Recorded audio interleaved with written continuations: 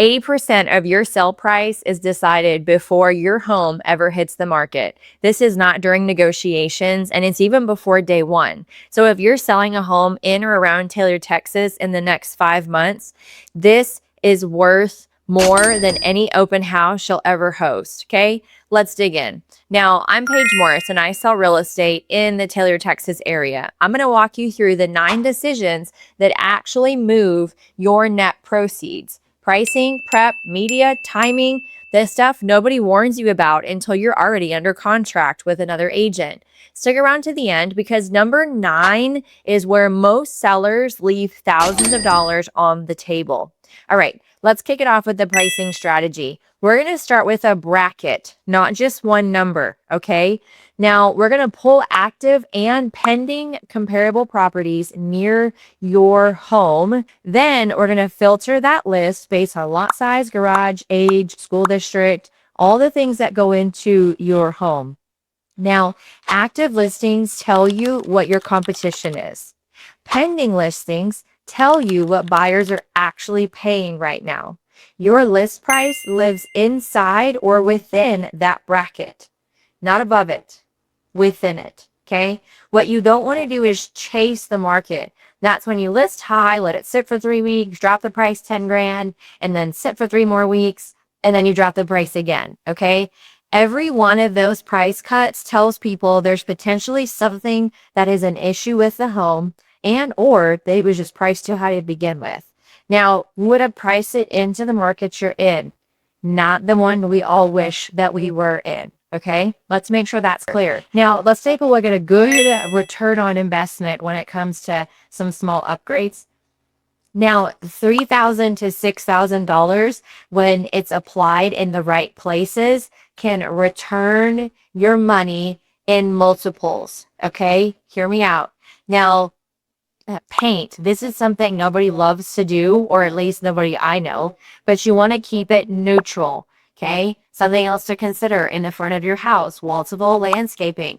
Make sure it's clean, it's mulched, one clear focal point at the entry. We don't need a ton of big, huge trees and bushes.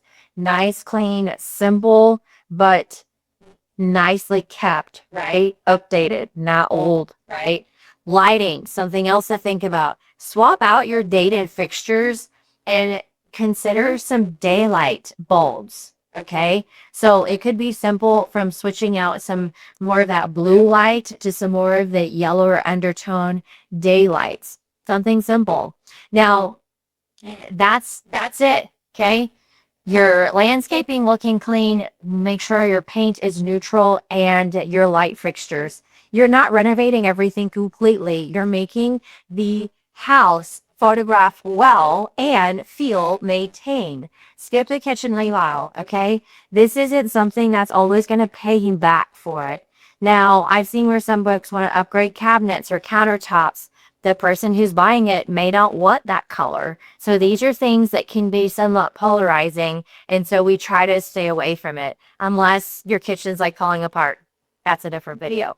Let's take a look at the media package. Professional photos, a walkthrough video, a floor plan, drone footage, all four, right? All of these are necessary to showcase your house as best as possible. Now, a big share of Taylor buyers are relocating. Sub-Austin, Round Rock, out of state entirely. I'm getting a lot of phone calls right now from places like Alabama and Louisiana. They're shortlisting from a phone screen before they ever book a flight. Okay, the floor plan is the sleeper here. It's the single asset that gets a buyer to stop scrolling and start planning where the furniture goes. This is where they start to mentally move into the space. Something to think about. Now, when it comes to launch timing, now something to think about is we want to focus on Thursday or Friday for our launch. Thursday or Friday. You want your listing fresh in the feed when weekend traffic peaks. And you want a full weekend of showings before your days on market counter starts to look heavy. All right. Avoid launching into a major holiday. Traffic will drop. listing ages anyway, and the start of week 2 already can become stale. Now, here's something else to consider: buyer concessions. Now, instead of just dropping your price, consider offering a rate buy down or a seller paid buy down. This lowers the buyer's monthly payment, which widens the pool of people who can qualify for your house. Here's what matters: a concession is a negotiable tool that you spend once, okay, on one buyer. A price cut, it's public, it's permanent, and it reprices you for everyone. Often you net more with a concession. An inspection before you list, not a bad idea. Okay. When you get an inspection before you list, it fixes the easy flags. GFCI outlets, maybe there's a running toilet, missing smoke detectors, some minor issues that can be easily resolved before you go to listing. What you're preventing is the retrade. Okay, buyer's inspection turns up a list and suddenly you're renegotiating price at day 12 with no leverage because backing out now costs you another month potentially of being on the market. Okay, now ask your agent about a lease back. Sometimes the occupancy can be tricky, right?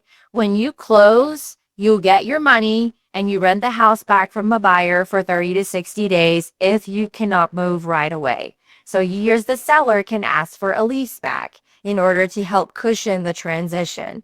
Now, this is how you shop in Taylor, Hutto, Coupland, and all those surrounding areas as a cash-ready buyer instead of making a contingent offer that sellers around here could possibly pass on.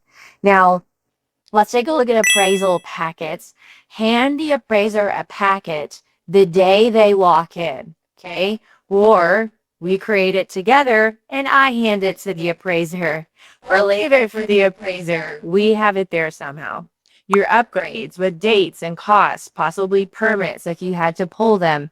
Now, we can also leave behind some comps in the area. These are some things that we can provide in order to give a better picture of your listing.